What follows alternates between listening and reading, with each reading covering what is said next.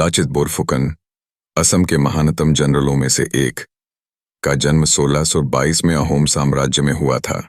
उनके पिता मोमाई तामुली बोरबरुआ एक प्रमुख अधिकारी थे। युद्ध, प्रशासन और रणनीति की कला के प्रति उनकी ललक ने उन्हें बचपन से ही महत्वपूर्ण शिक्षा दी। उनकी निष्ठा और साहस के गुणों ने उन्हें युवा अवस्था में ही राजकीय दरबार में महत्वपूर्ण स्थान दिलाया।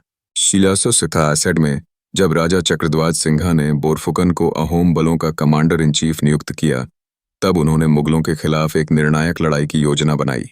गुवाहाटी में मुगल सेनाओं की घेराबंदी के साथ लाचित ने सुनिश्चित किया कि उनकी छोटी सेना में भी जबरदस्त उत्साह और अनुशासन हो।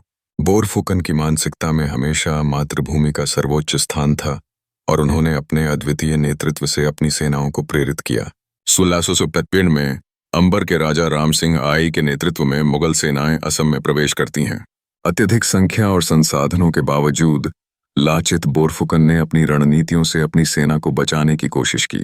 ब्रह्मपुत्र नदी को एक प्राकृतिक रक्षक के रूप में उपयोग करते हुए उन्होंने नौसेना और गुरिल्ला युद्ध की भारी तैयारी की। नाराजगी से भरा हुआ लाचित बीमार होने के बावजूद युद्ध के मैदान में पहुंचा और अपने सैनिकों को आगे बढ़ाया। देखो केबा लागिबो जैसे प्रेरणादायक शब्दों ने उनके साथियों को ऊर्जा दी। साराघाट की लड़ाई में लाचित की प्रेरणा से अहोम सेना ने अपनी बहादुरी का प्रदर्शन किया।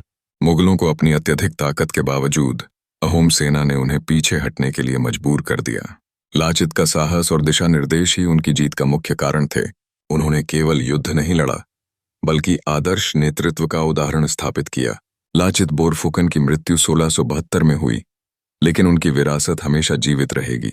हर साल 24 नवंबर को लाचित दिवस मनाकर असमवासी उनकी बहादुरी और बलिदान को याद करते हैं। लाचित का जीवन एक उदाहरण है कि असली नेतृत्व मातृभूमि के प्रति समर्पित रहने से जन्म लेता है। असम का यह महान नायक अपनी चतुर्दिक प्रेरणा देने वाली कहानी के साथ आगे बढ़ता है, जो देशभक्ति, साहस और बलिदान का प्रतीक है।